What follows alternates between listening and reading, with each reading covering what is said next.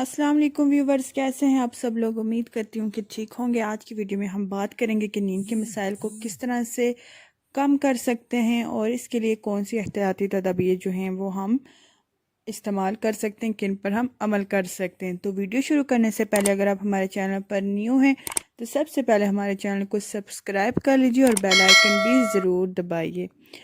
اس میں جو چیزیں ہم ڈسکس کریں گے اس میں جو ہمارا پوائنٹ نمبر 1 ہے وہ ہے، اگر آپ کو دن میں سونے کی عادت ہے تو نیند کا دورانیہ 30 منٹ رکھیں، اس سے زیادہ مت سوئیں۔ 2 3 4 گھنٹے جب ہم دن میں سوتے ہیں تو اس سے بھی ہمارا سلیپنگ پیٹرن جو ہے وہ ڈسٹرب ہوتا ہے اور تبھی آپ کو رات میں پرسکون یا پھر اچھی نیند نہیں آتی۔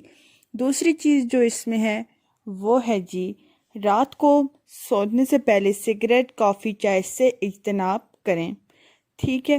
تیسری چیز اس میں جو آتی ہے، اپنی روزمرہ روٹین میں کوئی نہ کوئی ایکٹیویٹی ضرور شامل کریں۔ اگر ورزش نہیں کر سکتے تو واک لازمی کریں۔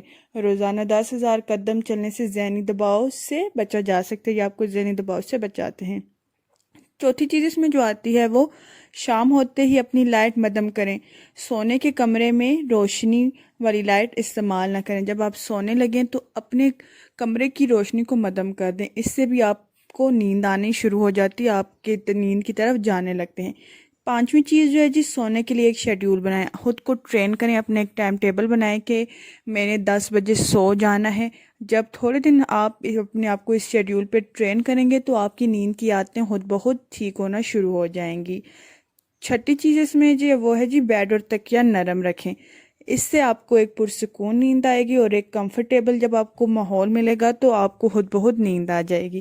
امید ہے کہ ویڈیو آپ کے لیے یوزفل ہوئی ہوگی۔ فرینڈ اینڈ فیملی کے ساتھ شیئر کیجیے گا اور دعاؤں میں یاد رکھیے گا۔ تھینک یو سو مچ۔ اللہ حافظ۔